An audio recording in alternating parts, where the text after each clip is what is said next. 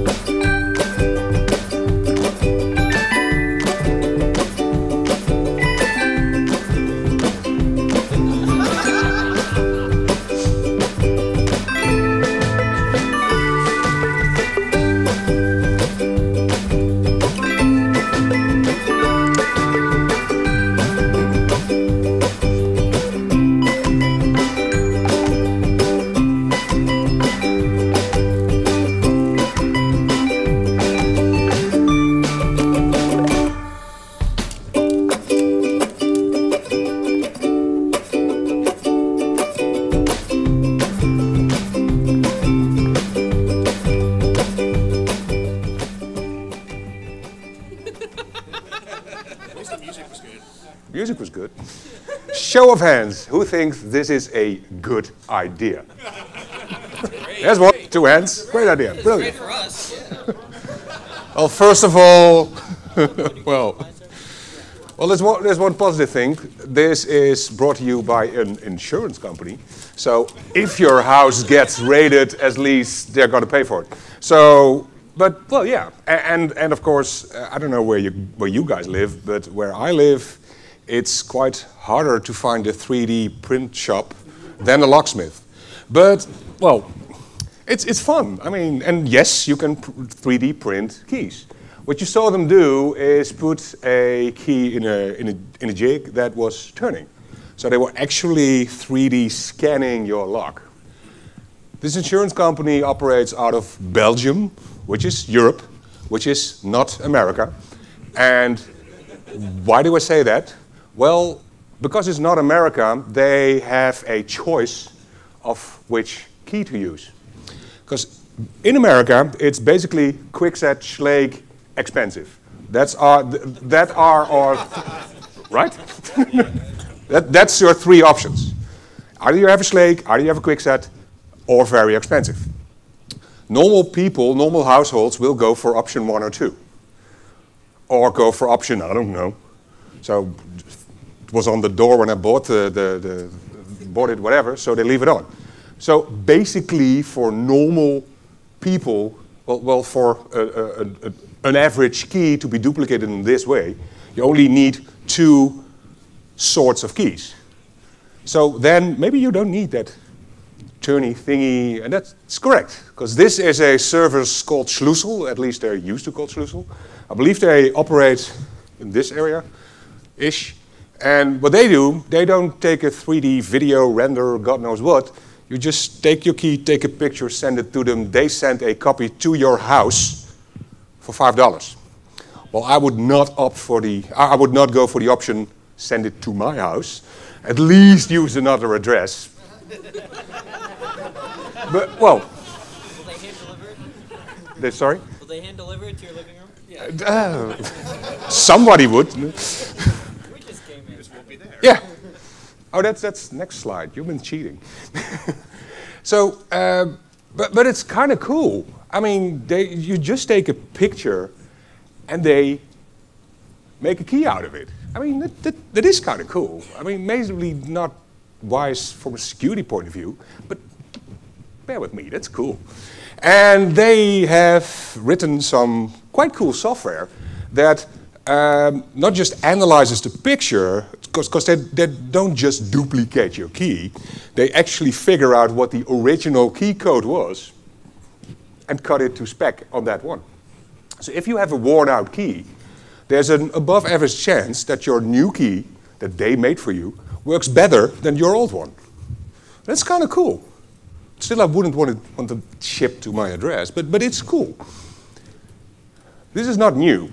Actually, some companies went a step further. Like this fellow here said, they come into your house. Yes, they do, as a service. This is Outbox. That operates, I believe, solely in New York. I could be wrong. Sorry about that. What they do, that's basically a physical reverse mailman. What they do, they show up to your house, your physical house, take away the paper mail, including all the spam and all the bills and all the everything. They take it to their office, scan it, and mail it to you. And that's email, the last part. So you can get printed spam even when you're not at home. Cool. They probably have some filtery thingy on that, but I'm not sure about that. But how do they get into your mailbox? Your mailbox could be at several places. I mean, you have a lock on your mailbox, right? Well, if not, that's easy, and they figured that out. Rule number 1, outside your gate, no lock. Well, we'll just come on and take it. Is it locked outside your gate? Well, we'll need the key. Send us a picture. So they did this. So they actually have the same service incorporated in their business plan as Schlussel had. So you just send a picture, click go, and they don't send you the key, but they come to your door with the key, and they take it. So if it's inside your gate, well, they need the key of the gate, picture, a door slot, and then in the end they go like, we don't really want to go into your building. So if you actually have, like most European have, I don't know how America does that, a slit in the door. So if you would then have to collect that mail, you have to be inside the door. But I guess with guns and all, they went like, no, if you have the mail inside your door, we'll supply you with a box outside your door. And so we have the key to that. But still, I mean, so it's even part of business plans to make pictures, to make keys from a picture. And that's not new. Quite some years ago, there has been some research, and I believe that was, well, it's been on DEF CON and HOPE also, I believe. This is a camera. Well, it's actually more a lens with a camera than the other way around. But this is a kick-ass lens with a, well, decent camera. And what they did is they took pictures. You see a big picture, and you see a terrace, you see a chair, well, you see a table. On the table is a book, quite a good book, and on the book are keys. So that's what the lens is for. You see keys. And as we've seen already, from keys, you could probably, well, from a picture from keys, you could probably make keys. They made some software for it that actually can recognize what the actual code is. What you see is, this is a quick set, right? Yeah, it's a quick set. You can recognize it by the quite typical head of the key. And it has some holes in it that are always on the same place.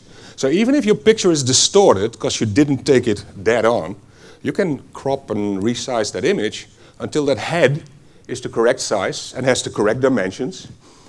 And then you know the rest of the key also has the correct dimensions. And because cuts are always, well, in known increments, you know what the code is. And then, of course, you can cut it to code, which is cool. And that works. So, having a picture taken, we already seen, is enough to lose your key. And now we saw that you can have your picture of your key taken from a block away. security cameras getting more and more high res by the year, or by the month actually. Moore's laws apply. We have Google Glass. People might be behind you, looking at you, using your keys. In, I don't know, half a year, we'll have eye contact or whatever. You won't be able to see that. So, well, don't show your keys, basically. Another example, also good old days, is this. This is Ray, who is somewhere in the audience. There he is. Hello. He's a good friend of ours from Germany. He's a member of SSDev. And being a lock geek from Germany, and actually one of his specific loves is handcuffs, he had the handcuff key from the German police department. So handcuffs are key-alike. That's the same, as far as I know, all over the world. Well, every country has its own keys, of course, hopefully. And so every American cop has a key that fits to the locks of other American cops. That, if you think about it for a tiny little bit, that sounds stupid, because if you lose one key, you can open all the handcuffs. But if you get arrested, it's actually a good idea. Not so much that you can get out of them, but if police officer 1 arrests you, cuffs you, and hands you off to another one, that other one is able to remove your shackles, which would be useful. Otherwise, they use bolt cutters quite a lot. So Ray had the key to German handcuffs, and he was on a security conference, not unlike this, but that was in the outdoors, and in the Netherlands. And there were Dutch policemen out there. Ray saw that they were sporting Lips handcuffs. And he said, those look quite the same as the German ones. Dear Mr. Police Officer, can I try this key in your handcuffs? And he said, fuck off, and turned around. The turning around part was, well, there it is.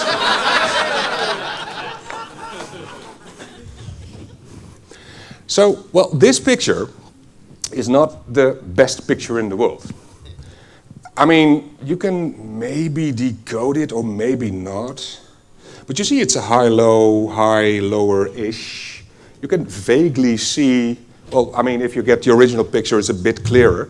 But it's not, I mean, I wouldn't be terribly comfortable to actually decode it from this picture. But claiming that it's probably that's probably the same one as this, yes, that's quite easy doable. Because I don't know the exact code, but this looks about the same-ish as the other one. And then, of course, because it was a hacker conference, they put the files online that you can print your own. I mean, because that's what you do, right? And, well, they live happy ever, and so that's not a problem. So after that, you tried it with another policeman, right? Actually, after the talks, they allowed us to try. Okay. So it was a lose-lose situation anyhow, and they allowed you. Okay. But it's cool. I mean, and now all over the world they're printing these keys, which is cool. Okay, so flashing your keys as a tail, maybe not the best idea. Other keys, where do we hide or unhide keys? This is a typical clean desk environment, at least that's the way I envision them. And hello. And you see a whole lot of crap, and I see keys. And next to these keys is a coin, which is cool, because if you take a picture of that coin, with, oh, happens to be a key there also, we kind of know the size of that coin. So if we take this picture and print it off at the correct size, so the coin has the correct shape and the correct size, then the key was in the same plane, so the key is also the correct size. Well, if it's a crab lock, and we kind of guesstimate that it is, what we can do is put some metal behind it and do some kindergarten exercises and stay within the lines, bits and pieces. With some luck, boom, open. So that's not high-tech key duplication, but see if I care, the lock is open. So that works. So leaving keys out in public, potentially bad idea. This story, a couple of years ago. This was covered by a lot of people. Ray was talking about it at some conference. Random Man was used it in a talk. But this being New York, I was like, need to get this in. Some years ago, it was possible to buy a key online that was essentially the master key to the subway system of New York. And I mean, there's ways to troll that in a way that you probably shouldn't.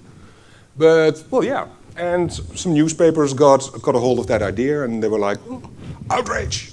This key should not exist. Actually, this key should not exist. And just in case this picture is not high-res enough for us to actually read it, they put it on a known map size thingy, so we have reference of how to cut that. Thank you. So, well, maybe not the best idea. So, reporters showing keys. Yeah, let's try something. Gas pumps. Gas pumps you can pay with a card. A card, well, swipey, punch numbers in. If you want to skim that, for God knows why, but then there are several options. You can make nifty plastic hardware you put over it, or start your own gas station, that would be an option. And then, but if it's possible to open this hardware in a neat way, you can put all your evil hardware inside. And so everything looks like the real deal, because guess what? It is the real deal. So then this happened. I kind of need audio on this one. Vicky, seems unbelievable that one golden key, so to speak, unlocks so many pumps. We were surprised too, Raj. You could call it the key to the kingdom. It is a remnant from back in the day when all gas station pumps were made with the same lock to make it easier for inspections and maintenance. Now those keys are just providing easy access to a very lucrative crime using new high-tech technology, and in the end we are all on the hook. Hidden behind here, a new Bluetooth-enabled skimmer that can rip off your credit or debit information in seconds. This universal gas pump key is making it even easier for thieves to install these new skimmers. Let's bring in NBC Bay Area's investigative reporter, Vicky Nguyen. Vicky, seems... There you go. That's not the most complex key in the world. So I can read this, and I know which blank to order.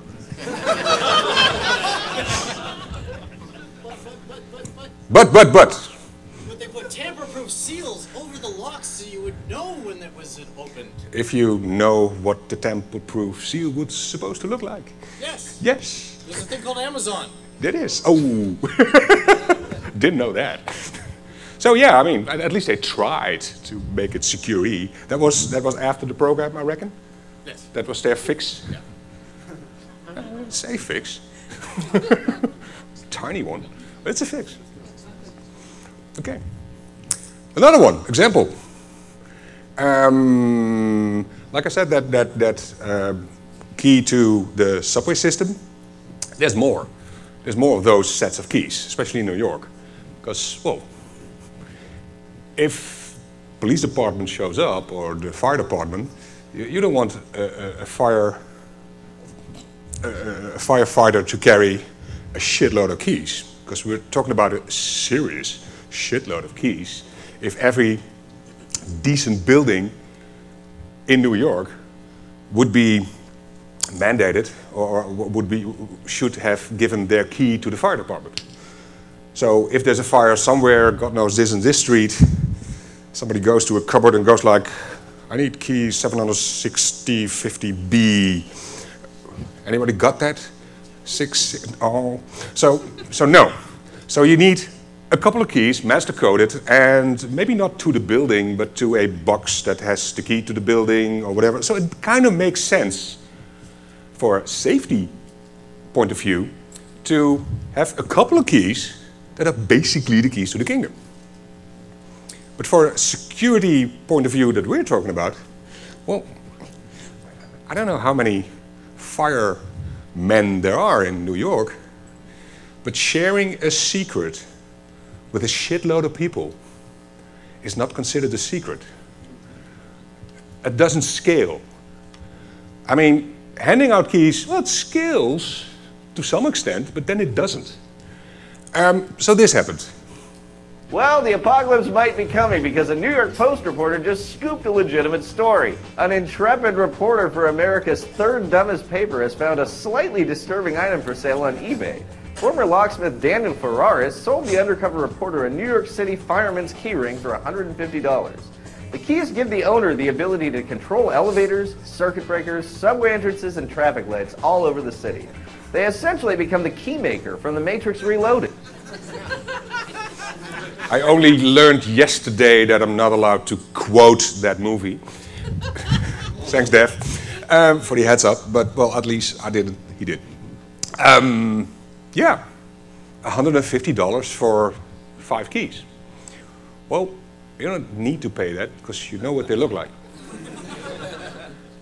And they went down in price because that's a subway key. That's in between that. That's the second from the left. How do I know that? Well, it's a news outlet, and all these news agencies, well, they don't come up with all the news themselves. They copy quite a lot. So other news agencies jumped on it and came up with this picture, which exactly outlines who should have it, where it's been used, and what to do evil with it. For $150.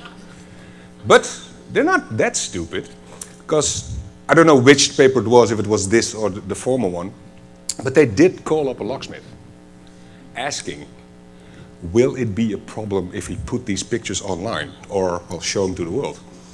Because, well, we don't want to leak that info if that's useful for terrorism, or God knows what the buzzword today is. And that locksmith said, I never produced keys from pictures. Nope, it's okay. So, producing keys from pictures. Okay. Like I said, I'm a member of Hack42, which is a hackerspace in Arnhem, which is in the Netherlands. So is Amsterdam. Amsterdam has his own hackerspace. Actually, they have 2, or that's considered a makerspace. There's one hackerspace in Amsterdam. It's called Tech Inc. And being in the same country, we tend to troll each other in a friendly manner. I mean, we have a special set-aside troll budget, and you know, because trolling does scale, as you know. That does work. Okay, Hack42. Tech Inc. They got a new place to hack their stuff, and they were. New space, brilliant. It was bigger and better and all good. Of course, they got new keys, because, well, that's useful.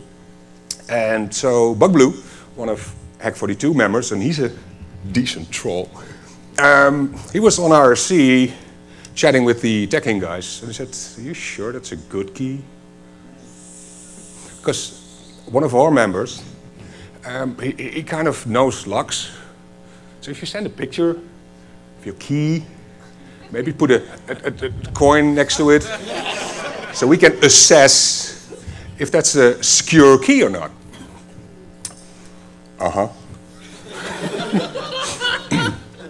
Okay, so this is a quite nice blown up picture. I don't know what the code is, but I can tell you it looks about this. Agree? So I can draw this. Right? That's basically what I just did. Yes? And I'll load this in the machine that's the newest, because that's what you do. Because, I mean, the day before we got a laser cutter, so we put this on the laser cutter. It's a good thing we didn't get, I don't know, milk machine. But, because this is useful on the laser cutter. So we put it on the laser cutter, and we put some plastic in there. First we put a label on there, because we have, of course, a shitload of plastic keys. So if you lose it, you at least know where to use it. Newest machine, first video. Yes, it's long. We're not there yet. Hello. hello Google. So that's the label and that's the burn. You see fumes going on. That's before we had the, yeah, after that we got the draft going, but now, nope. So we come up with something that looks like a key. And I know the code is correct-ish, because, well, it's the same shape. There you go. So it comes up with something like this, and it is the same shape. But of course, this will never fit in your lock, because this is a thick piece of plastic. But the shape is good. So what we do, we put this on a normal key copying machine. So here's the piece of plastic, there's a blank, and you need to have some knowledge about that blank, granted. But I mean, it looks like a dirt cheap lock, and we kind of guesstimate, yeah, that'll fit. So we take the thinnest blank we could find, and we got it. Very good. And being a hackerspace, open sourcey, shared data, we put this project on the wiki.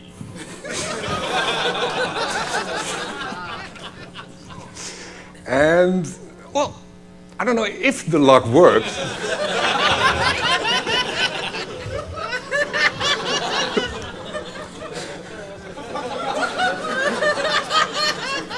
You can hear when people reach the last line. That's fun.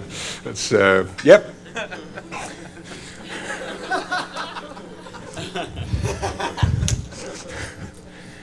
And as, well, Dr. Wax stated, you'd better install those new cylinders. Well, we didn't hear that, of course, because the bug was kicked. But, well, we got that all planned and installed and whatever. Because within 24 hours, we were there swapping the cylinders for a way better one. And having, I believe, 90 blanks, well, 90 cut keys for them to actually redistribute to their members. Then they were like, no, not next week would be better, and fuck you.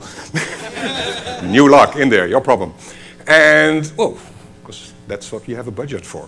So, and after that they were like, now you don't have the keys to our hackerspace anymore. I was like, who supplied that lock? They were like, oh. So then I became a member and got a discount because they didn't need to give me a key. Which is cool. I mean, 21:30. Yes, it is. Somewhere in the world. Here. Okay. More fun. Okay, Amsterdam. We're going a bit more south to Belgium. Because Belgium, if you believe it or not, has speed camps, as more countries have. And there was a weird story, a story that I truly don't get. Apparently it was possible to not obtain the keys, well, yes, but also the locks that go into these speed camps. I have no idea how that came about. But there was a program showing you could, well, buy those locks, key-alike to a speed camp. It is in Dutch. We made up some subtitles, so bear with us. Ons komen regelmatig wel e-mails van mensen die een en ander beweren, eigenaardige mails, maar ook opmerkelijke, zoals deze e-mail die we gekregen hebben. En dat gaat eigenlijk over iemand die beweert dat je heel eenvoudig met een sleuteltje de flitspalen open krijgt. Dus stel je voor, je wordt geflitst, je hebt een sleuteltje en leef je uit op de flitspaal of op de besturing van die paal. En dat je ook die slotjes heel gemakkelijk kan kopen. Ik onderzoek dat even, we zijn in Brussel en we beginnen natuurlijk bij de slotenmaker. Sleuteltjes en een cilineslotje. Volgens de mailschrijver zit dit in de flitspaal en kan ik met die sleuteltjes de flitspaal openen. En hoeveel heeft dat gekost? Dat heeft €14,23 gekost. Als dit werkt voor €14,23, dat is opmerkelijk goedkoper dan een boete van een flits. Dit is hij dan, deze paal. Er zijn in Vlaanderen heel wat acties geweest om deze flitspalen uit te schakelen. Men heeft erop geschoten, men heeft ze in brand gestoken, men heeft ze zelfs afgekleefd. Maar eigenlijk is dat volgens onze mailschrijver allemaal niet nodig. Want het geheim van deze paal zit in deze kast. Deze robuuste kast is de aansturing, de sturing, de elektronica, de stroom van die flitspaal. Dit sleuteltje, dat je daar deze combinatie onschadelijk mee kan maken. En dat... Ja, het klepje gaat hier open. De sleutel past. De deur gaat open.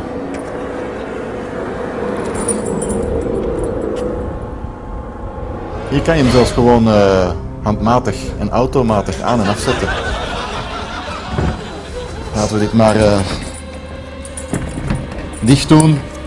Terug op slot. Volledig nieuw. Dit is wraakroepend.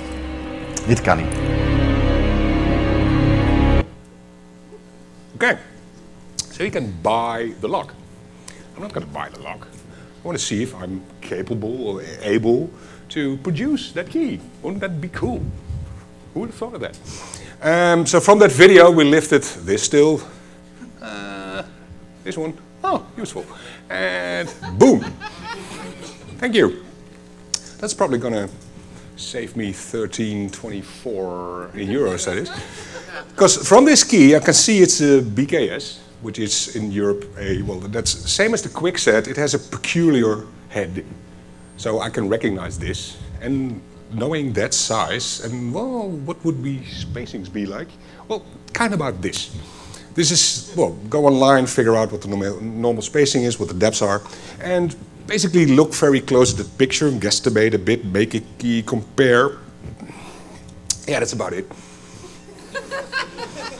So this, we assume, at that time, is the key to all Belgian speed camps. Maybe I shouldn't show this. I don't know, too late, done. But then, of course, dilemma. Because I can't use this. Well, one different continent. But rules. I'm not allowed to pick a lock that's not mine and I don't have permission for. Well, I'm pretty sure they're not going to give me permission to try this. So I can't. And I don't want to drive to Belgium, but well, you have to. Buy a speed cam. Sorry? Buy a speed cam. That was exactly what we did. You know. Through various ways we were able to obtain totally legit a speed cam. Heck yeah, it works. That's fun. Sometimes your trolling budget takes a dive, but fuck off. But of course, like I said, I mean, you could buy the lock with the keys with it. And of course, having the keys, not just the picture, but the actual physical key, well, it's the holy grail, basically, because then you can just dupe it. Because like we did with the plastic, just put it in a duplicator and go. Yeah, but there are other keys that have a restricted key ray, right? So you can't put that other piece in a duplicator because it doesn't exist. You can't buy that. Well, not if you can be more resourceful than your normal guy and actually buy that or make that. Make that, that's cool. This is an easy entry machine. And it basically does the same as a normal key copying machine. It scans your key and it makes those grooves. But on the other side of the key. It takes slugs of brass that you put in the machine, and what it does, a normal key machine would mill this, right? And now it basically mills this. So it creates, out of a solid piece of brass, a blank that you can then put in a normal key copying machine and do the other side. Way cool. It's kind of an expensive machine. Well, maybe not for a locksmith, but for a sports group, it kind of takes a hit. We do have one, but well, duh. So Germany has one, US has one, Netherlands has one, but normal locksmith groups would be way too expensive for this. So yeah, I mean, but it's doable. But even if you can't afford or want to have or whatever this machine, there are other ways. If you have access to the key. Tin soldiers. Why the hell has he put tin soldiers? Well, you can cast stuff, right? And that even works for stupid keys that you even haven't even got an idea how to cut those. I mean, weird angles and whatever. So there are kits for that. This is actually a okay set for a low security lock, and there are better two component stuff. But same-o. A key, a normal key is a piece of metal in a certain form that you could probably duplicate. This is cast, and you see it's not a perfect copy. I mean, there's some stuff here, and it's not as blingy as the other one, but it works. And if it doesn't, you can remelt that and try again. Because it's just tin or any solder or God knows what. But I mean, you can try everything. So having your keys, losing your keys for, I don't know, 2 minutes, that's way enough time if it's planned ahead to not make a duplication, but take all the measurements for the mold or actually making the mold. That's enough. So if you lose your key for 2 minutes in the wrong situation, it's considered lost. And if you find it back, it's considered a souvenir. Okay, showing keys in public. What can possibly go wrong? This is Rob Grongrijp. And well, if I give this talk in Europe, everybody goes like, yes, that's Rob Grongrijp. Rob is in the Netherlands, he's the most well-known hacker. He founded the first public ISP, Access for All. So he's a good guy. And he's a hippie. And let's do a movie. It's a Dutch. We zijn nu op station Weesperplein, Weesperplein in Amsterdam. En we gaan hier een beetje rondlopen om te laten zien wat wij hier in de jaren 90 allemaal hebben uitgespookt. En wij liepen hier in de jaren 90, begin jaren 90 liepen we hier rond en we hadden door allerlei toeval ontstaan een sleutel in handen waarmee we het hele metrosysteem in konden. De sleutel paste letterlijk overal op. En dan wil het geval dat er onder dit station allerlei interessante dingen liggen. Schuilbunkers, vreselijk spannend, zeker in die tijd vonden we het geweldig.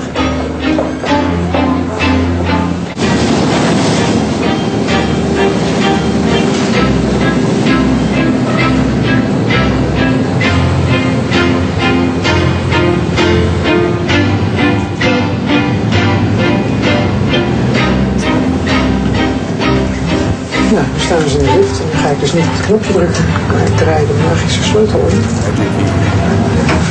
Dan gaat de deur nauwkeurig dicht en dan gaan we niet naar het perron, waar we gewend zijn dat de lift heen gaat. We gaan gewoon door naar beneden. Tot we aankomen in een veel diepere ruimte. Oh kijk eens, daar is het licht. Geweldig. Fantastisch.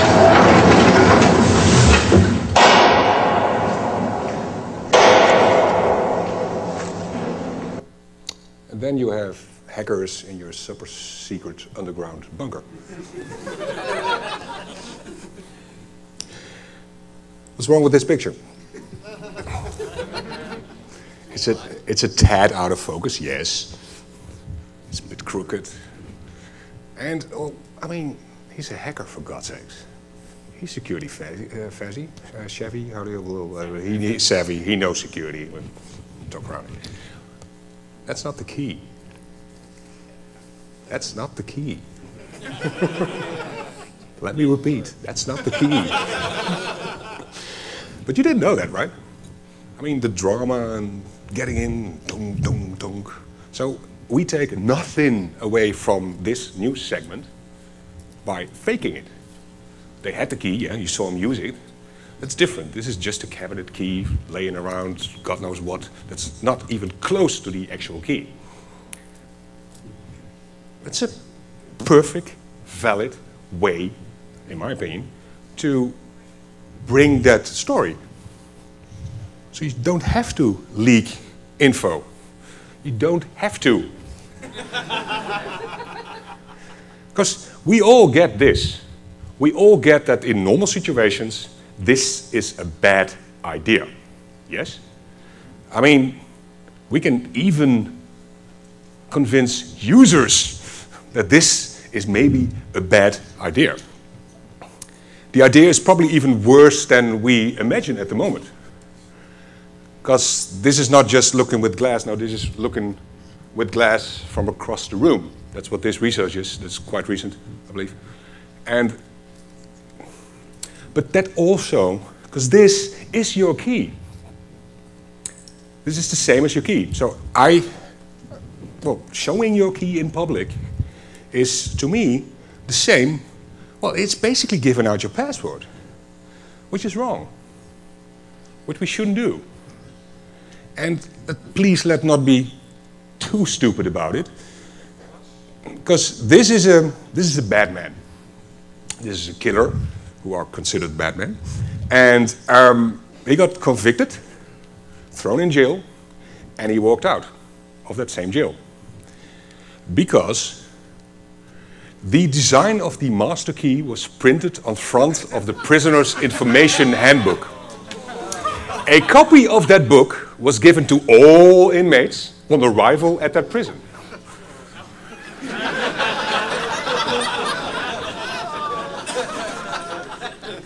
High security facility. And that's one sentence. I don't know what's wrong with that sentence, but there's something wrong with the mixture of those words and these face-palmy thingies. What I'm trying to say is, it's insecurity. It's sometimes quite straightforward to do things good, but it's mostly easier to find one person fucking that up. I have a bit time. Last week I heard a story about a nuclear power plant in Austria. It's totally unrelated, but I want to share. And being a nuclear power plant, well, safety is quite high on their list. Security also, but safety, well, kind of. It's nuclear. So there's this guy said, we do not have enough fire extinguishers. And they do buy the right type. And cool. So they hire a guy going in there, hazmat suit, I don't know, I'm making that up. But he comes in to install fire extinguishers. And halfway through this job, it's like, this is a stupid wall. Why do they use 9-inch steel plate on this normal wall? Drill, drill, drill, drill, drill, drill. New drill bits. So on their primary containment vessel, they now have 8 holes. But they do have fire extinguishers. But they can't pressurize it anymore, so out of commission. One fuck up. One fuck up. And your safety, security, whatever, can be rendered mute. That was all. Thank you very much.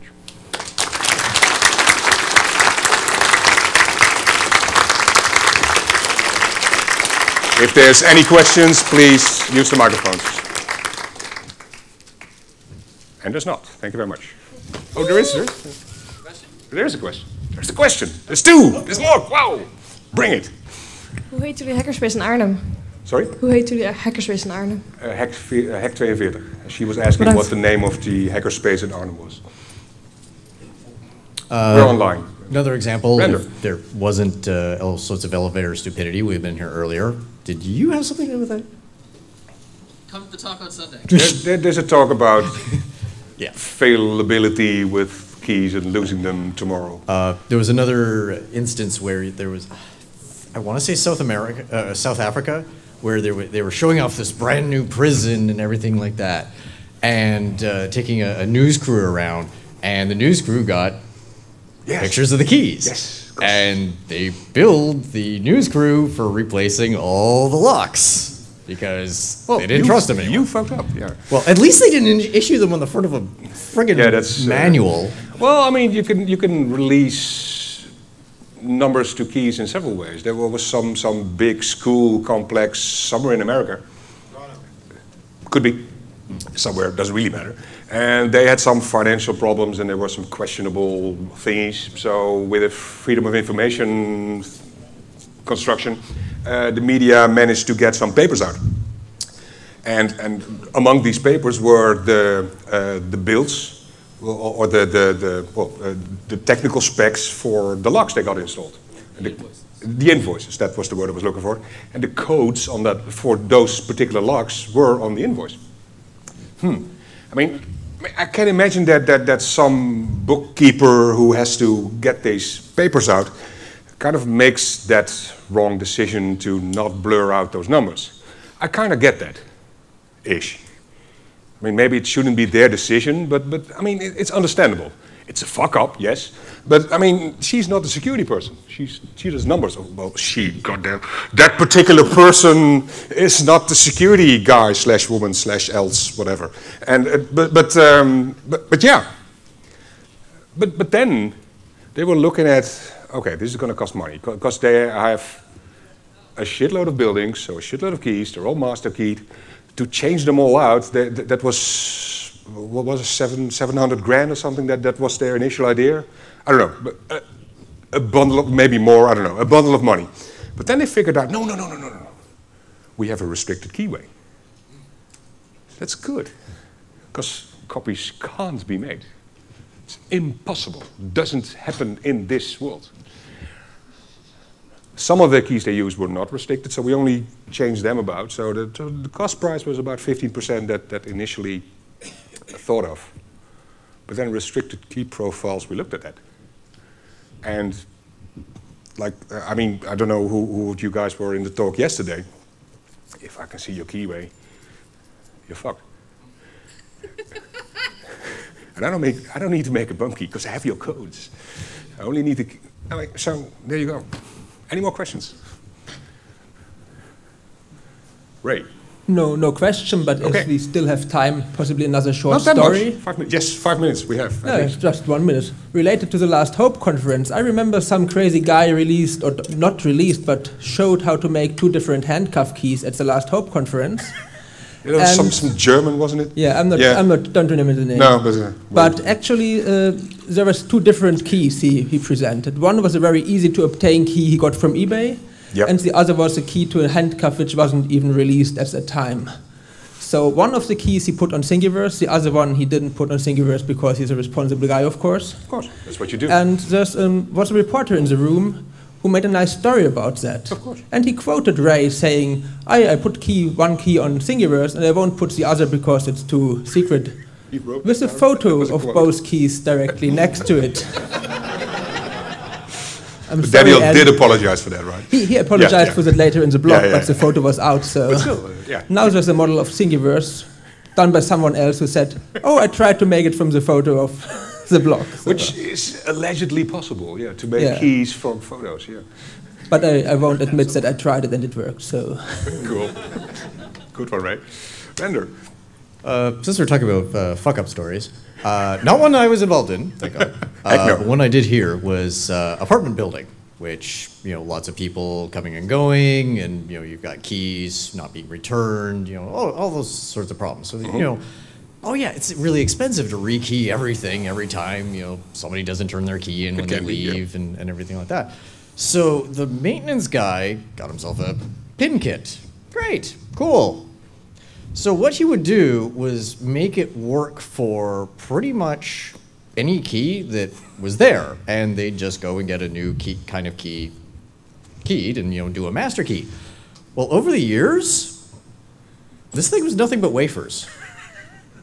You could shove anything into this thing and it would open. Because if you understand master keying, like you basically have a pin at every single possible level on every single position, and yeah, you could shove a twig in this thing and it would open.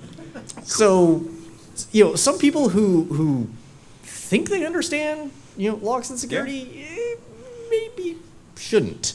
Well, they understand how they work. Well, they understand enough to what they're there for. Yeah, that's basically it. Cool. Thank you. Any other good stories? I mean, we can line up for stories. Forget about questions. Nope, that's it. Oh, there's no. Oh, Dev's here. Dev. Mr. Roland. Yes. By the way, just for reference, he and I were sitting next to each other at a Hope, God knows how many years ago, and learned lockpicking at the same time. And it's amazing what this man has done in that time. So, yeah, he's got 2 books. Yeah. Like, I just want to give props to this guy for sitting next to him and learning and seeing how far he's gone is just awesome. So, I got a story also. Dev, can you hold on for just a Yeah, second? go for it, man. At some security conference in Vegas, maybe, I don't remember. there was a, security thingy going on, and we kind of blew some fuses at some point. That's not the one that there's videos of, that's another totally not related event. Do not Google, or maybe do, see if I care. And so fuses blown, and workshops hold and help. And housekeeping, or whatever, janitor, who do you call? Well, could be. Well, some guy with the keys to the kingdom from that way too expensive hotel showed up.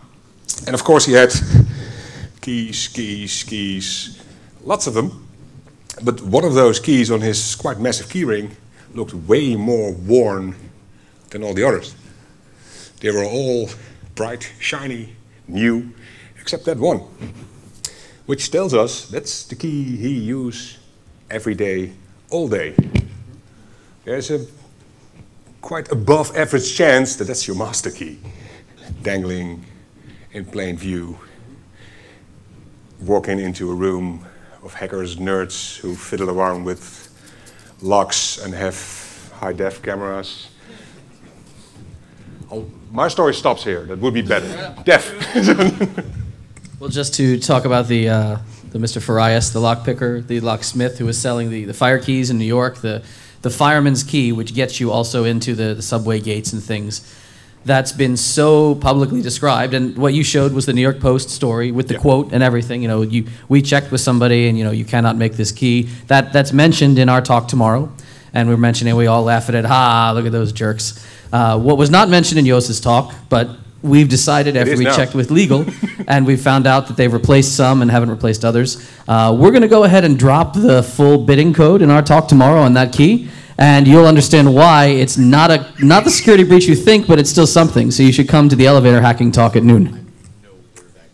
Thank you. I believe we're done here. Thank you very much. Have a good one.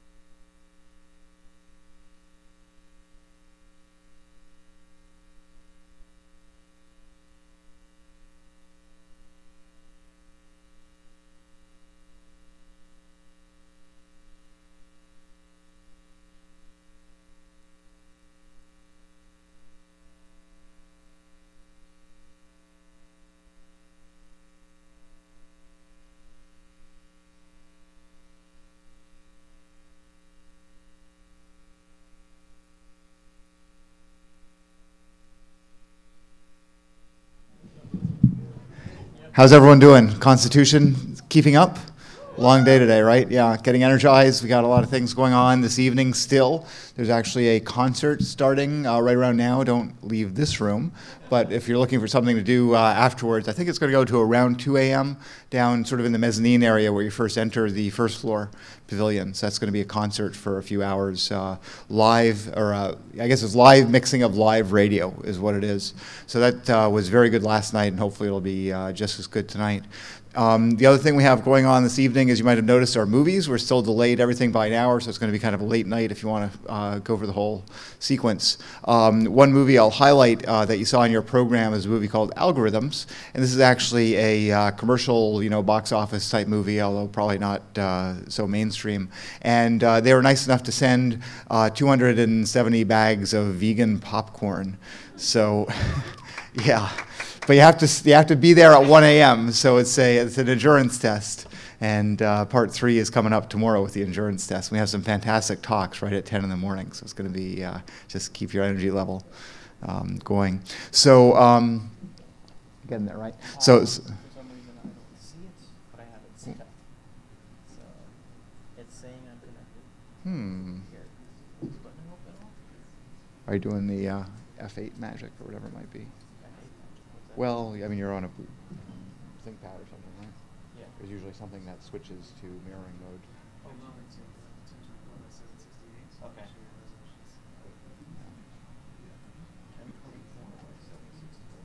Yeah, dual monitors. Okay, the other thing I can announce is we've had some fantastic responses to what we call the U room. So we have 3 rooms named after famous dissenters, whistleblower types. We have the Manning room.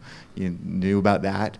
You have the Serpico room, which hopefully you know about if you have any knowledge of New York history. There's a little blurb, little sign on the wall back there. The Olson room, who tragically actually jumped or was pushed, depending on who you believe, to his death from a room here in Hotel Pennsylvania as sort of aftermath of whistleblowing. We have another room called U. Don't emulate the Olson jumping to the death part or falling or being pushed, but U is where you get to do your own talk. We had lightning talks today and yesterday, and the sign-up sheet is already there for tomorrow. So if you're interested, or maybe you didn't get to do a lightning talk, you maybe did a lightning talk and you really wanted 50 minutes instead of 5 minutes, the opportunity is there to sign up. The sheet is already back in the U room. Okay, last thing I'll mention. Are we good? We are not good. Oh. It is not showing. Okay. I tried to turn off the main display and now I just can't see it. Okay, there we go. What is going on? It hates me, apparently. The last time I gave a talk at DerbyCon, same problem. Yeah. I must have bad luck. You're on VGA. I'm on VGA. Yeah. And when you projected externally only, it was it didn't show up there either. So let's say desktop only. Yeah. No. That would be a problem altogether. If So the classic question is, does anyone know anything about computers here? Yeah, reboot. Let's call tech support. We're not getting external display on the ThinkPad. He's trying to mirror.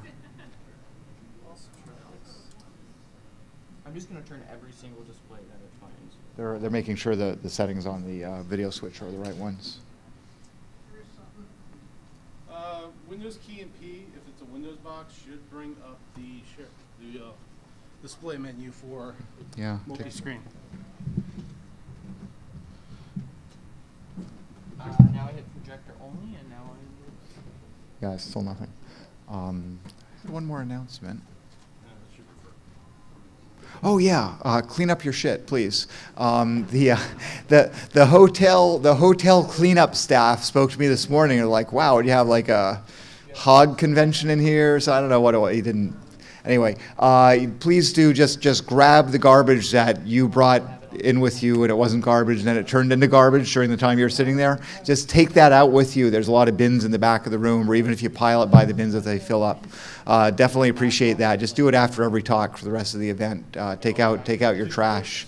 And what the heck, I mean, if you see someone else's trash, then you can take that out, then karma works. The next time they'll take out your trash. It'll be a cycle of good and everyone gets a pony.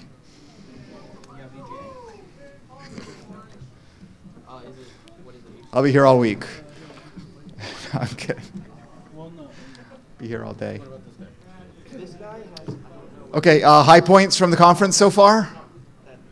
Anyone want to share? The keynote? So you got a lot of Ellsberg, right? I got to meet him. This guy is sharp. Holy cow. His hearing isn't that good. You notice we had the headset on later on. He is sharp. He's with it. He's widely read and very impressive. Thanks. Yeah, and the keynote, so Ellsberg, right, but Snowden. So did we kick butt? I think, right? Technical, you know, everything. We had a little dropout of video in this room. Simulcast overall was good. We'll have stats tomorrow. We think we might have hit a couple thousand people on the live stream during the event. So, yeah. The stream, I think it was for this one. I think it was ISOC or someone. We'll announce this tomorrow. Who helped us out and stuff. And ISOC helped with the streaming here. And I think they captured it and it's up there somewhere. Maybe it was Twittered, but I don't know if it's linked in any place really. But yes, it was. But of course, you should buy the DVDs. They're for sale for a bargain price. Yeah. Ooh. I'm only speaking out of one side of my mouth right now. Oh my God. Right. That's a problem we can fix, I'm sure. So yeah, so the stream I think was published someplace, but I don't think we've linked it in yet. And the DVD is probably at least as good as the stream, or might be pretty close to the same. Yeah. Possibly slightly higher resolution. Yeah, I usually walk out of here with a bunch of DVDs. So, all right. Any other high points, low points, feedback? I'm one of the conference organizers, so yeah. Yeah, the elevator story. Some of you heard me. I mentioned this we had a late start in the Olsen room before, and basically it's extortion. Am I on camera right now? Basically, it's extortion by the hotel where they tell us the rules like Friday morning of the conference, and it was going to cost us about $3,000 to have an elevator operator all the way through. Union thing, they have to have some guy doesn't have to be a guy, some person to push the button, not a robot, evidently, unless they're a union member robot. And so we opted just to do it from noon till 6, but evidently I guess there's union rules about taking breaks and maybe not, in deference to repetitive strain injury, not maybe pressing them constantly, but just pressing them, after a substantial rest. I don't know, I'm making fun a little bit. So yeah, the elevator situation this year was poor, especially the signage, especially where you press it and you don't know if it's going to show up or not. We did actually book it from noon till 6 yesterday and today, and I think we're not going to do it tomorrow because it just was not really worthwhile, so we'll just tape it over. And we told the hotel, we said, hey, do you really want 3,000 people tramping through 2,500 people tramping through your lobby and disrupting the hotel guests? And guess what? They didn't give a shit. They didn't care. Yeah, the hotel. Was that?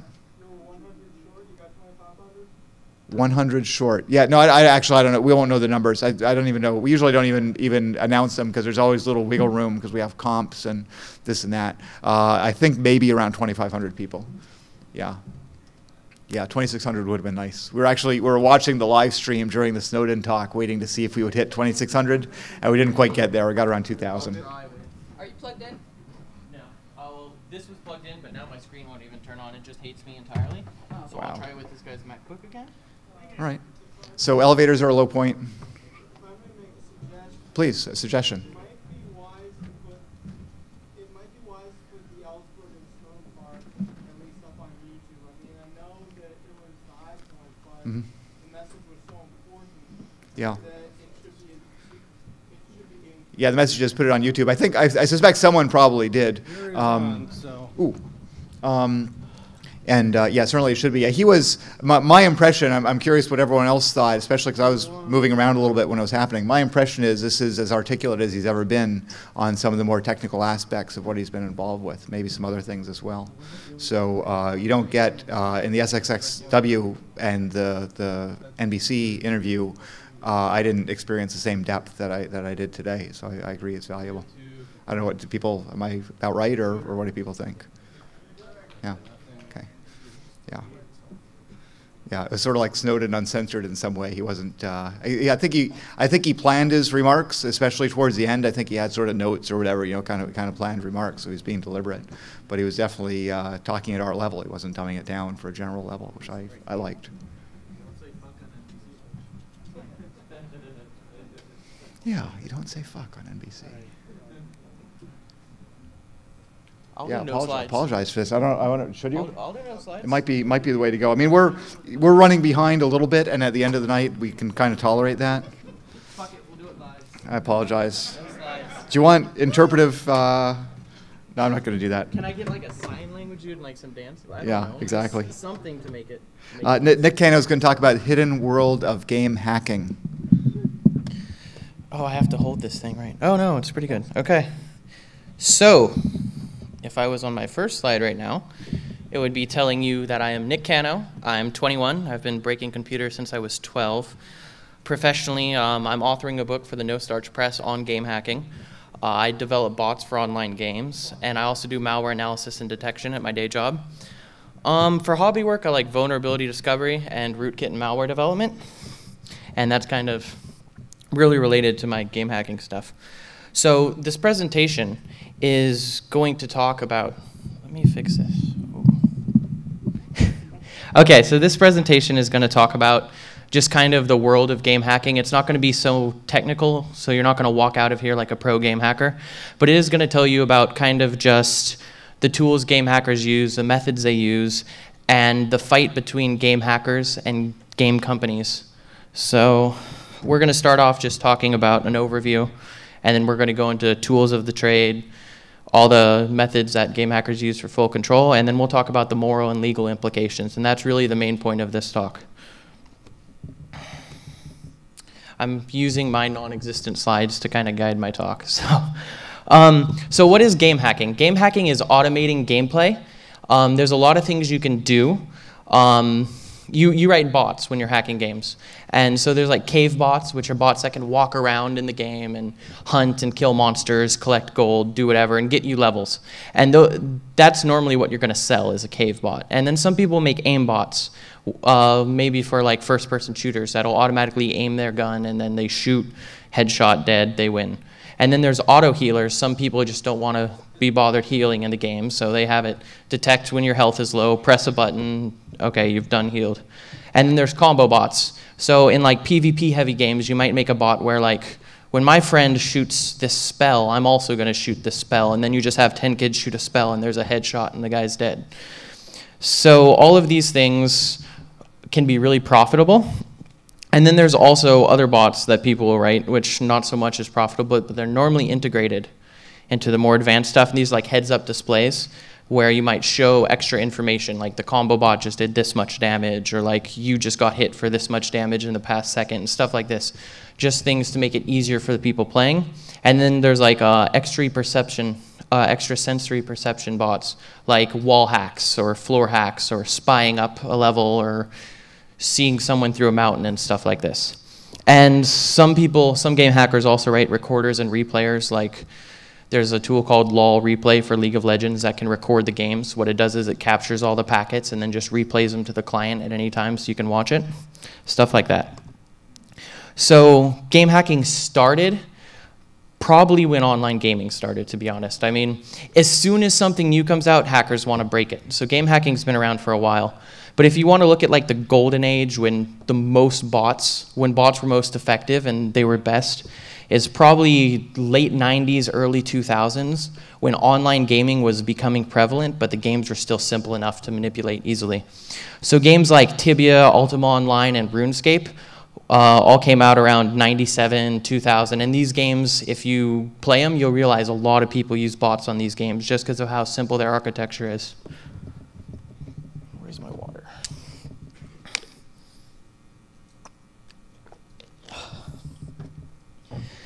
And then there's the question of why do we do it? Why do we hack games? A lot of people do it for fun. I started out 14-year-old kid. I saw people with bots. I was like, cool, I want to do that. So it's a challenging hobby for someone who's into hacking. It's really fun. It's also great practice for anyone trying to learn reverse engineering or just development in general. Some people do it for the reputation. It's cool to say to all your friends in the game, look, I made this bot. go use it. And then profit, and this is the main motivation for a lot of the really good game hackers is profit. You can get in-game gold, an extreme amount of it, and real-life money as well. People make six figures, people make millions of dollars selling bots, so it's an actual real business. So if I had slides, you'd see this pretty graph, but I have a case study of a game called Tibia. No one's ever heard of this game. So in 2011, they reported that after expenses, they made $1.8 million. Now, estimated from my income, the income of other bot makers, and the income of everyone I know in the botting community for that game, the botting community made about $1.1 million. So only $700,000 less than the game itself. So it can be, profit can be a huge motivation for game hackers. And then another case study, if you look at World of Warcraft, which many more of you have heard of, the guy who created bots called Pocket Gnome and Shadowbot made a company called Ceiling Fan Software. He made $289,000 in the time he sold these bots. And then there's a guy, Mike Donnelly, I believe is his name. He gave a game hacking talk at DEF CON a few years ago. He had a company called MDY Industries that made a bot called Glider, and it made $4 million in its lifetime. So tools of the trade. If you're a game hacker, one of the #1 things you need is called Cheat Engine. It's a memory scanner, so you pull it up, you attach to your game, you say, oh, I have 500 health right now, so you put in the value 500, hit scan. Now you see every memory address where 500 is, right? Now you let your health change, now it's 480. You put 480 in, hit scan again. You do that until you have like 1 result, maybe 2 results, doesn't matter at this point, they're probably both representing health. Now you know what your health is, so now you can make an arbitrary program that just reads this one memory address in the game and hits a button, now you have an auto healer, right? So it's a really powerful tool. It's also great for writing, you can write scripts in Lua to easily manipulate memory. It's great for prototyping. So if you say, oh, I want to make some hack that manipulates memory in some way, it's great for testing. OLEDBG is another great tool that people use, or IDA or whatever you want to use, any debugger really. You can manipulate game's code, you can step through it, see what it's doing. It's really powerful. If you're really serious about game hacking, it's something you definitely can't do without. And then of course there's Process Monitor and Process Explorer. They're just God mode. So like you drop Process Monitor, you want to figure out how is this game loading map files. Maybe you want to modify the map and find the code that's touching it. So you look at your Process Monitor log, you find the thing that's saying read file on something something something.map. You double click it, now you have a full stack trace of all kernel mode and user mode code that calls it. And now you can find exactly where the game touches that map file. And then of course a good development environment is key. I use Visual Studio, some people use Notepad, others use Vim and GCC. It's really up to you, but most game hackers stick to low-level compiled to native code stuff because they have a lot of control over the game. And then once you have your toolkit and once you've reverse engineered a game, there's a lot of things you can do with that. You can manipulate memory. Let's say you reverse engineer the list of creatures in the game, right? And it has some value in the structure that says this creature's not visible. Well, now you iterate through that list, you slap them all to 1, and now every creature is visible. You see every creature even if you're not supposed to, stuff like this. Or you can inject a DLL. DLL injection is really powerful. It's also really detectable. So there's a debate, some game hackers just, they don't touch it. I do it all the time. So you can inject a DLL and you can like hook functions. So let's say the game's calling DirectX draw text function, right? So you look at the text that's being drawn and, oh, it's your enemy name. So now you know where the enemy name is being drawn on the screen, move the gun to that position, hit a button, aimbot. Where am I at? And you can do a lot of other things with hooking as well. It's great for drawing too, drawing HUDs. You can hook like drawing player name function again and maybe draw stuff under them like they have this much health if it doesn't normally show that. So it's great for that as well. Stealth methodology is another big thing. Games will try to detect bots. They will ban people who use them, and that's not fun. If you're selling a bot, your users get banned, you're not selling a bot anymore. So you really have to pay attention to stealth. So one thing, like the first thing someone does if they're trying to hide from client-side detection at game is removing any injected DLLs from the module list. So they grab process environment block, find the module list, take it out, and now game doesn't know your DLL is injected unless it uses some advanced techniques. And then there's like randomizing the names of your processes in Windows. So instead of bot.exe, every time you start it up, it's ask.exe, some random text, right? And then there's hiding bot artifacts using rootkits. So maybe you just hook every single file function that the game could possibly call, and you just make sure it never shows your files in memory, simple user mode rootkits. Or if you want to get really advanced, you might manual map the DLL in memory with no headers and do all the relocations yourself and do some crazy advanced stuff. If you're up against Blizzard or something, that's something you definitely need to do if you're injecting. And another method you'll use to keep games from detecting you is anti-reversing. So maybe you'll take your PE header once you inject a DLL, or once your process forks, you just blank out that PE header of everything but import tables and the essentials the process needs to run. So it's harder to detect. Or because once you corrupt that, they attach a debugger. Debugger might get confused, right, if you take out the entry point or whatever, depending on the type of debugger. You can pack your code, so you have a DLL packed into your resource section. You decrypt it at runtime, you manual map it into memory, all your code's there. It makes it really hard to reverse engineer. Or there's also debugger detection, which is really common. There's many ways to do it. And the fun thing is hindering analysis upon detection. Like me, I like to blue screen them if they're debugging my process.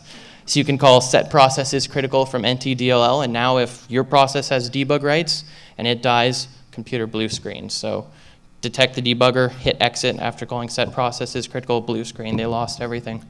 So that's one of my favorite methods. Moral and legal implications. This is one thing you really have to think about. There's the moral aspect of if a game gets overrun with bots, you've basically killed that game. There's no fun left, right? And then there's the legal implications of game companies will seriously sue you if you ruin their game. If you look at how bots affect virtual worlds, botters get large advantages. So they have more in-game assets, more items. They have more gold. They go to work and they come back. They have 5 more levels above you. And they might have enhanced PvP abilities because they have their combo bots or their aim bots or whatever. So the economy becomes extremely inflated because of this. Gold becomes abundant. Cash for gold services thrive. And it's immensely hard for new players to come into a game and play it when you have level 400s running around with infinite gold and you're a level 1. Like, well, what do I do? Oh, someone just killed me. And the game mechanics also change. Sometimes games will implement new mechanics or new ways of playing the game to make it easier for fair players to keep up with bots, but that inherently kills the game. It's not what it used to be. It's easier or it's different. So that's also an issue. So one case study I have here is a game called Tibia again. In 2007, if you wanted to spend $30 to buy gold in this game when the gold was much more challenging and there were no bots, you would get maybe 75,000 gold for $30 if you're lucky in 2007. Now in 2014, game is overrun with bots. You spend $30, you have 4 million gold. Go crazy.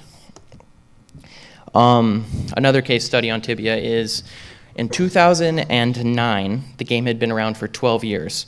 The top level was level 430, and the 1,000th level was level 220. Now in 2014, which is, 5 years later, the 1,000th level is 398, and the top level 744. That seems like double. The experience difference there is actually almost 6 times. So in the 5 years since bots became prevalent in this game, people are 6 times higher level than they were in the 12 years that the game was played manually, which it's a huge deal. So when game companies see this happening to their games, they obviously want to take out the botters. So they'll implement detection methods. Blizzard has Warden. Some game companies have their own proprietary software, but most companies go with out-of-the-box solution like Valve Anti-Cheat or Punkbuster or GameGuard or Hack Shield. The problem with these is they're just broken by nature. So when they detect people, which they're not always legit detections. Sometimes the detection is just broken, the player never bought it. They'll just delete the account. Sometimes they'll ban them, but normally they delete their accounts, and whatever money they spent on that game is gone. And it's very expensive for players, whether they bought it or not, if the game is pay to play. Like if you have to pay $60 for a copy of this game and you're banned, then you probably don't want to bought. And like I said, tens of thousands of fair players have been wrongly banned in the past due to bugs. An example of this is Punkbuster. So recently, actually in October of 2013, there was a false positive for their Battlefield 4 detection. Something like 2,000 to 4,000 players just got banned, and they didn't get their accounts back for a week, and that's like a $60 game, right? And then back in 2008, there was actually a group of hackers that was like, well, hey, Punkbuster just arbitrarily scans memory. We should attack it. So they open up IRC and they go into some high populated channels and they just spam signatures, bot signatures in IRC. Everyone with the IRC channel open just gets banned instantly, right? So just completely taken out. So it just shows how broken the detection can be in some instances, because it just scanned memory of every process, not processes with handles to the game, not game processes, not processes that open after the game, it just everything. I had one other case study and I totally lost it. So Valve Anti-Cheat actually has a much worse track record than Punkbuster. There's been 7 times since it was released in early 2000s that it's wrongfully banned people. So the initial release was just banning people at random for what they call faulty memory. I don't even know what that means, but it was pretty bad. And then same version and a few versions after that would ban players who are using a wine equivalent for gaming, Sediga. I've never heard of it. But anyone who was using that, which was like wine but for games, would get banned on Linux. So that was pretty bad. In 2004, there was a server-side glitch that banned like 12,000 people. Funnily enough, it happened on April 1st, so I don't know if they were just joking around or what. July 2010, another 12,000 people were banned on Call of Duty because Valve Anti-Cheat, which is made by the guys who make Steam, thought a Steam update was a bot. Steam replaced the DLL in place while the game was running, and VAC was like, oh, that can't be good. Banned, 12,000 people gone. So in 2011, more COD players were banned due to being infected by malware. So this malware is walking around with a bot signature for some reason, and it's getting a bunch of people banned. And then in 2011 and 2014, there were undisclosed bugs that got another handful of people banned on VAC. So bot detection can be really broken in some instances. So instead of going after the players, sometimes game companies decide, let's go after the hackers, the people who are making the bots. So like game companies will sue you if you make a bot and they get mad at you. There are a few instances of this I'm going to talk about. First, a small anecdote. I made a tool for a game called League of Legends. My tool was called LOL Oracle, and what it did is whenever the loading screen pulled up, it just showed like the players' ranks and their win-loss ratio, how many times they played that champion, stuff like this. So Riot Games, the game company that made League of Legends, they had a website for tools like this where it says, this is what you can do, this is what you can't do. If you're in a gray area, send us an email. Here's our email address. So for 2 weeks, I'm sending them emails like, hey, I made this tool. I want to release it. I don't want to piss you off. Can you respond? Here's what it does. Here's the code. Let me know. I get nothing back. So whatever, 2 weeks has gone by. I buy a website template, buy a host, put up a website, announce it on Reddit. Almost immediately, I get a message on Reddit. Hi, my name's Dave Pritchett. I'm from Riot Games. Can you add me on Skype? I want to talk to you. I had this guy on Skype. Basically, what he has to say is, you need to shut this down or we're going to send a cease and desist. He basically told me, look, the lawyers just wanted to send you a cease and desist because we don't like this thing, but I didn't want it to go to legal if it didn't have to, so I'm asking you nicely or we might take you to court. Literally within an hour of releasing this thing after emailing them. So some more intense instances of this can be seen with World of Warcraft. They really go after bot makers. So I mentioned both Ceiling Fan Software and MDY Industries earlier. Ceiling Fan made $268,000. Blizzard in 2012 reamed them in court for $7 million. $7 million settlement. because they made $268,000 or $98,000 selling bots. Then in 2006, much earlier, MDY made $4 million. They got reamed for $6 million by Blizzard as well. So TLDR, if you piss off game companies, you're fucked. Oh, also RuneScape. There was a bot for RuneScape, and Jagex, the people who make RuneScape, basically said, you can't make this, we're suing you. Once the lawsuit finished, there was an undisclosed amount of money paid, but the people who developed the bots, if they touch RuneScape, talk about RuneScape, or touch any other Jagex game, they have to pay $1 million. That was part of the court settlement. So they just said, don't go anywhere near our stuff ever again, or you're going to have to pay us a lot of money. So they take it very seriously. Okay, that's it. I wish I had my slides, because I'd have some better visual representations. I'll open it up to Q&A if anyone has any questions. Actually, I have a good case study in and of itself. About, I'd say, sometime around mid to early last year, a game called Arma 3 had frankly, a worm that was a game hack, which was using the in-game scripting language to infect the profiles of the players, and then it spread through the multiplayer, and in spreading, what it would do is it would cause everything on the server to blow up, and it would kill everybody and all that stuff, and it would say, hey, Bohemia, fix your game. So what it was doing was it was exploiting the fact that they had functions which could be recompiled in-game after they were called.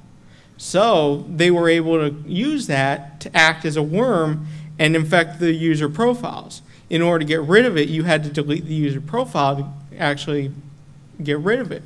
But if you got into another multiplayer server with someone in there, everybody in the server got infected. That sounds along the lines of the Punkbuster trick that they did with just banning a bunch of random people. Oh, that was, I was in the developer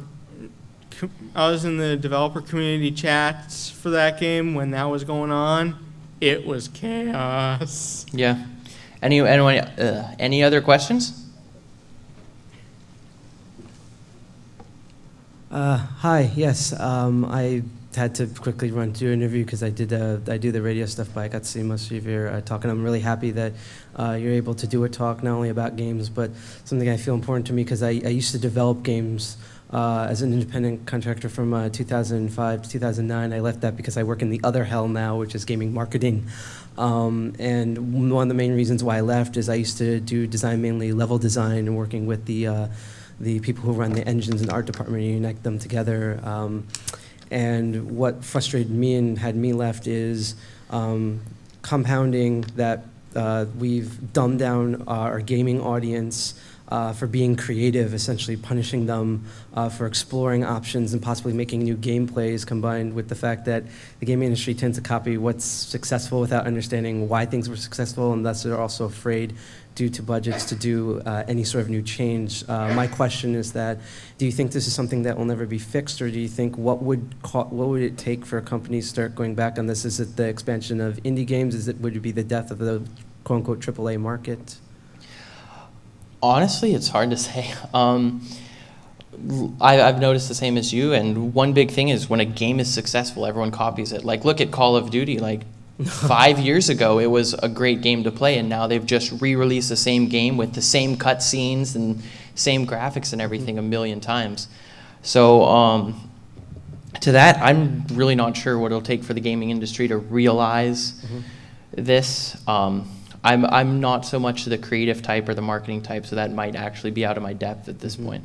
I personally think it's probably going to be a combination of factors, and I think they're going to slowly reach their vector point soon with the way tastes have been changing. But I think what would be really important is talks like what you've done, so thank you for having this talk. I appreciate it. Thank you.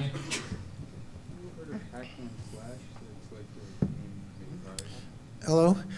This was an interesting talk. I've always wondered, like, what the heck is Punkbuster anyway? And now I know a little something about that.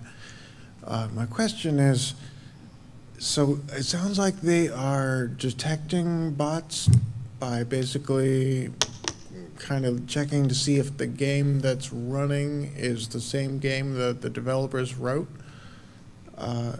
Is there anything like heuristic detection, like if it notices somebody's shooting very accurately, then that's a possible bot?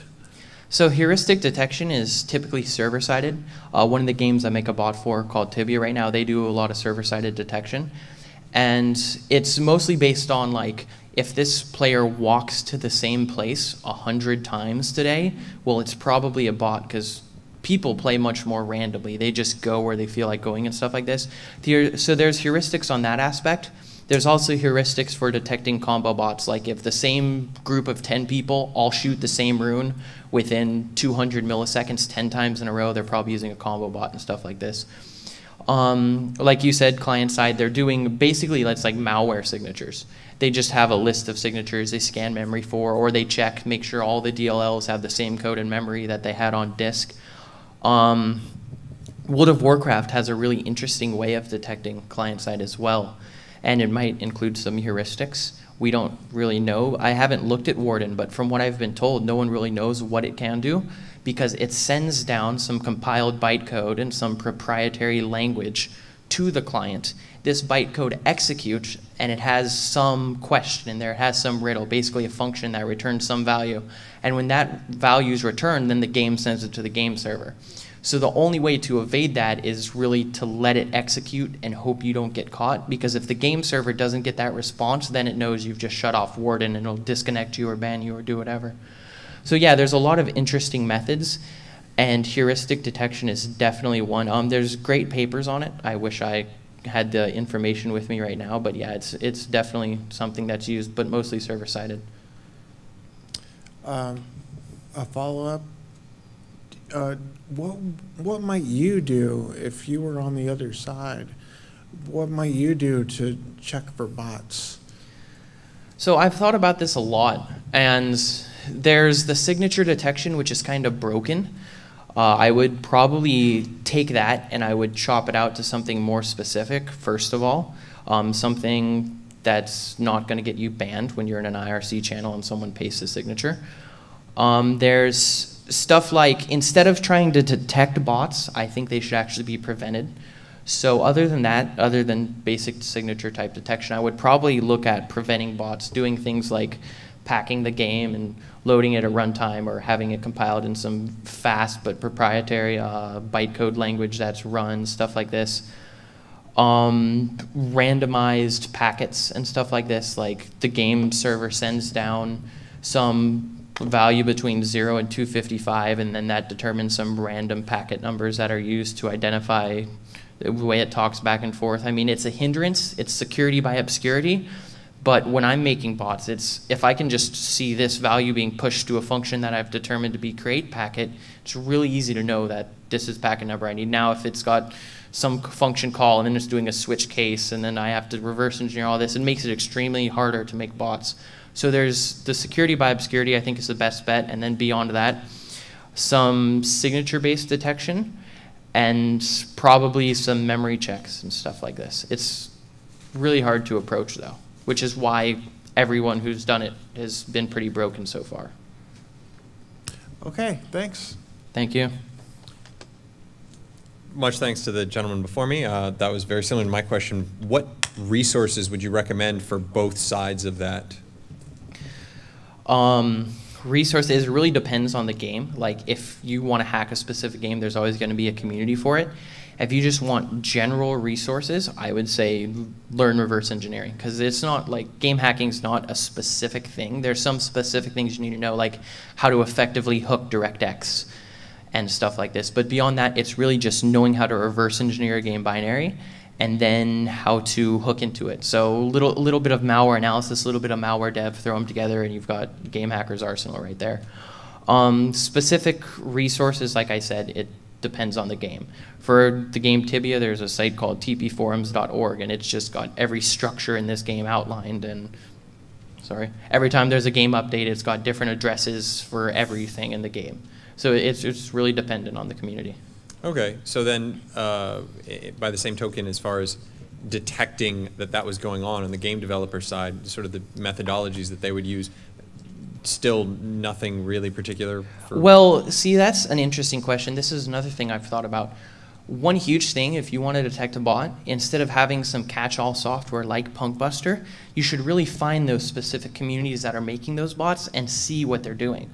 Because if you know that this whole community that has all the main bot developers for your game all just nopes out this jump right here to do this certain bot function, like maybe it's a jump that jumps over printing a name if the player's on a different floor or something, and they nope it out, so now you can always see the name, something like that. If you know everyone's using that, well, you can interpolate the address of where that's happening in your code using some assembly magic, and now you see if that code is 90, 90, 90, 90, and you know there's a bot. So if you're looking at it on a game-specific level, you can really go look at what the communities are doing and detect that way.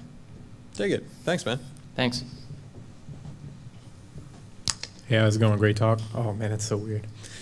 I was curious, so a lot of the services nowadays, or the gaming services like, Blizzard, you tie all your crap to like one account, and so that means that kind of doing that testing is kind of really dangerous. So when it comes to, trying to figure out how to bot a game without getting spotted, what kind of methods do we do to actually test or, tread the water and making sure that a bot won't get banned, because or they make it expensive to do is what it seems like, or at least that's one mitigation. So a lot of the mitigation techniques or the detection techniques, they have two parts to them. One is like the memory scanner verifying that the DLLs are what they say they are. And basically every cheat software out there, there's some forum that tells you exactly how to disable it, what code to nope out, what functions to hook, and what returns to give, and now the software is broken. So it's the signature detection that matters at that point. And if you're sitting here with your compiler open and you're prototyping a bot, they're not going to have your signature unless you're doing something very specific, but the chances are really nil. So if you're experimenting and you're keeping it to yourself, chances are you're not going to have a problem. When you start distributing that bot to your friends and stuff, and the game company sees a botting issue and they look specifically at those players, that's when there's going to be a problem. Or if you start selling it, well, now they're going to get their security team or their anti-botting team to reverse engineer your bot, tear it apart, and find the signatures as well. So they're not going to like pinpoint you, and if all of a sudden you disable Warden or something, and if you disable Warden, you will get pinpointed. Because like I said, it has that riddle thing from what I've heard. I've never played with it, but that's what I've heard, that once it sends the code down, server needs a response or it's going to kick you off. Okay. So it's once again, it's game specific. Like League of Legends, I played with it all day. I made Zoom hacks, I made camera hacks, I did all this fun stuff with League of Legends. I never got banned, but people use Bot of Legends and they get banned all the time on League. So it's, for the most part, for the majority of cases, that's not a problem until you start distributing the bot. But in cases like World of Warcraft and stuff, it might be a problem, and I'm not sure I'm the best person to comment on how to get around it. Oh, okay. Slightly unrelated, I was into console hacking and got all my friends banned off Xbox Live, and I wonder if you had any experience in doing the same kind of thing, or... I have no experience in console hacking, but from what I understand, there's a lot of hardware hacking aspects to it, right. And that's way out of my league at this point. Well, it's a lot of fun. It's something I'd love to get into, so I'm definitely going to check it out when I have more time. Cool. Thanks. Thanks. What's stopping the game companies from using code signing to make sure you're not knopping anything out from their PE files? So code signing would work for like DLLs that are being loaded, but most games are going to inject the DLL, do it all at runtime. And if your code is signed, it doesn't really matter, because if the signature's only checked right before the process forks. So if I'm modifying your code at runtime, then there's really nothing you can do. Some workarounds that games use is, of course, like ASLR, so it makes it hard to modify stuff at runtime, but it's still not impossible. For like someone who's just getting into game hacking, ASLR seems like a major setback, but once you've been doing it for a while, it's extremely easy, because it's not like you're an exploit on the stack trying to find your location. I mean, you can call git module handle, and now you have the base address, and you do some simple math.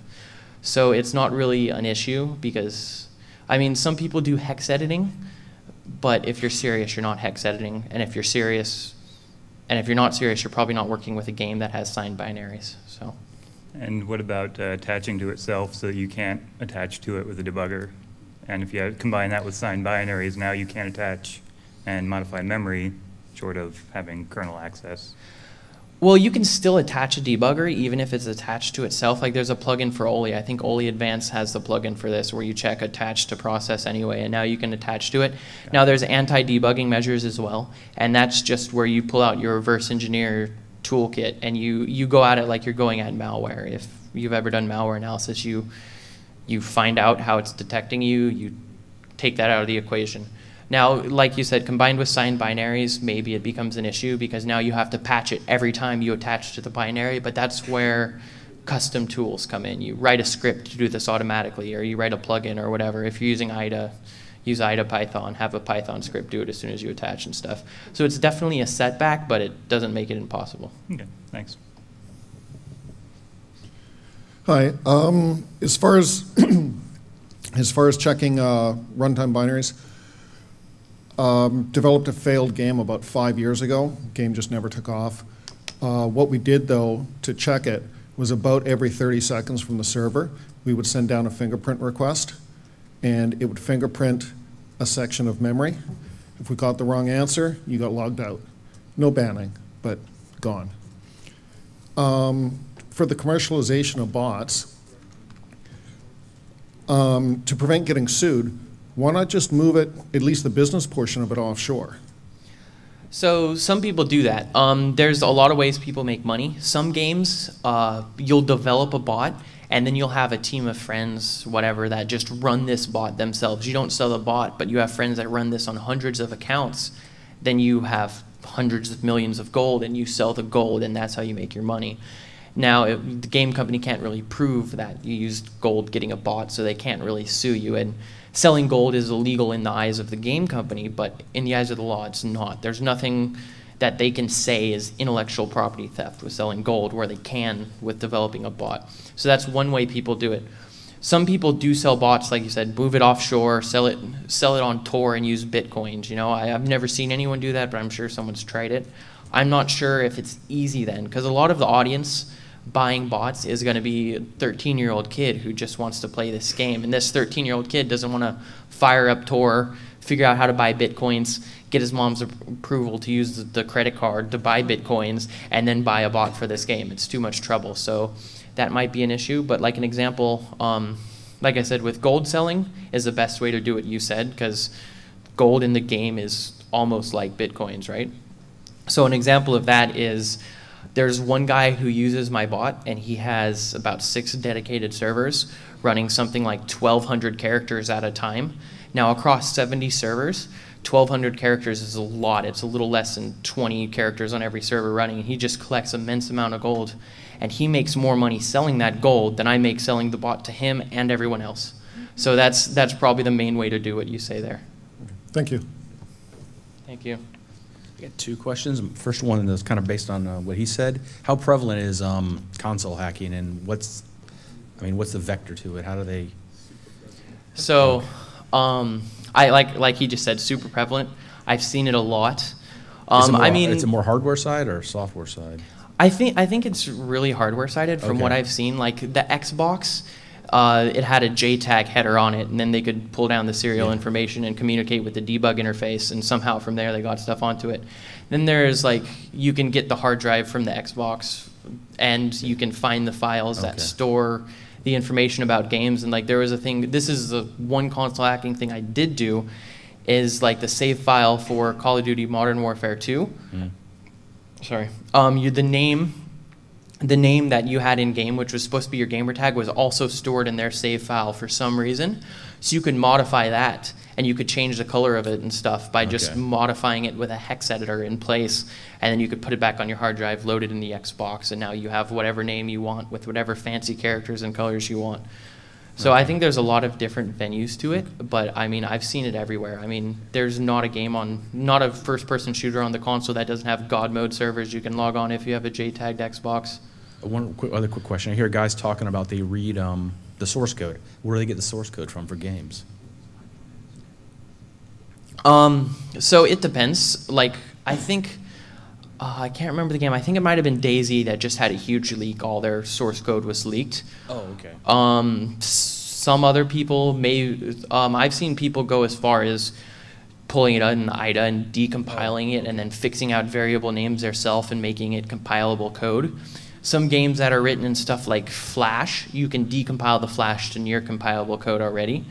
So there's been instances of people decompiling a game that's in Flash, basically, writing the scripts to make the changes to the code that they need to recompile it, and then just every time the game updates, they just decompile it, put it as a branch in a repository, do a merge with their bot, recompile the Flash, and then redirect it. Now you have a full bot based on their code base with no reverse engineering magic anywhere. All right, thanks. Thanks. When can you call something a bot? Let's say I have a plugin for World of Warcraft, which helps me, let's say, play better, right? And it uses the API, which other people use to build plugins, and technically it's legal. I never released it, but let's say I'm just better because of it. Or two examples. Once I modified my mouse to, I combined it with a blinking circuit. So it turned into a auto-clicking mouse, and all semi-automatic weapons in games, they became automatic. Nobody noticed, but in one game, I just put a little dot on my screen in the middle to shoot guns with no crosshairs, and I got banned pretty fast. Who decides what is a hack, what is a bot, and what is not? Okay, so I have 2 minutes, so I'm going to answer this really quick and then take the guy behind you. But in that instance where you said it was turning semi-automatic weapons into automatic, it was probably heuristics, like one guy asked about earlier, where the server saw at a set interval you were hitting this button every single time and you were getting kill shots every single time. Some heuristic probably said he's using some bot and bans you. Now, as to who says it's a bot, it's dependent on the game company. They decide what they call a cheat, and their detection is really the be-all, end-all. So there have been lots of instances of people not using bots and getting detected, not due to bugs, but just playing really well or really consistently. So it's really dependent on the game. I see. Thank you. Thanks. Just about, someone else asked about how to get rid or what to do against bots. One thing I know Blizzard does is if it detects a new bot, is not ban it, but wait until the guy finishes it and starts selling it, and then ban the other people who bought it to get the reputation of that guy down, so nobody buys it anymore from him, so he stops developing. I find it an interesting idea. Yeah, I would say that's interesting too. It's kind of a dirty way of doing it, but when people are messing up your game, I guess playing dirty is allowed. Okay, well, I am out of time, so thank you guys. Thanks for the wonderful questions. It's getting late, so after the next talk, go to the bar, get drunk, and then come up and watch Algorithm and eat vegan popcorn.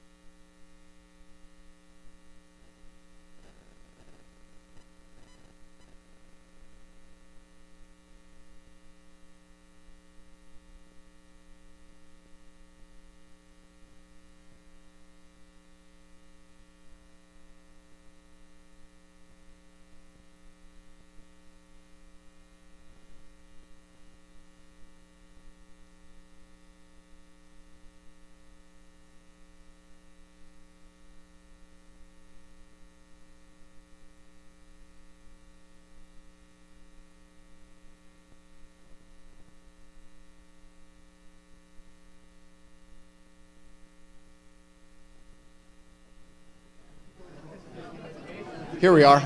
Thank you very much. All right, as I was saying, I hope energy levels are high. It's going to be a great talk, great evening. Stay up late tonight. What do you got to do? Work on Monday? Forget about that. All day today, all night tonight, all day tomorrow. Party on. So welcome to the Getting Into Late Evening talk. I just want to mention a couple quick announcements. One is please, please, please consider taking your garbage with you. I know it comes in and it's not garbage, and then when it's time to go out, it is garbage, and please deposit it in the back. The hotel appreciates that, and it gets us happy with the hotel, and we like a happy hotel.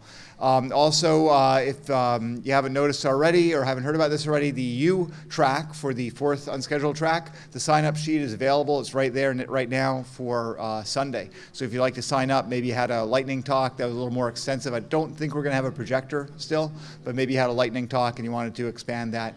The U track is open tomorrow. And the other thing I want to mention is we do have vegan popcorn at the 1 a.m. showing of the Algorithms movie in the next, the next room. So that'll be fun. Okay, here we go. The Sex Geek as Culture Hacker with Kirsten Stubbs, Dr. Stubbs. All right, hi everybody. So if you're in this room, I hope you like sex. If you don't, that's okay. That's totally cool, but this may not be the talk for you. So and that's okay. I always like to say, if at any point you need to get up, you need to go to the bathroom, you need to go get a drink, whatever, you don't need my permission, we're all adults, just go do what you gotta do, that's fine. So let's get it rolling.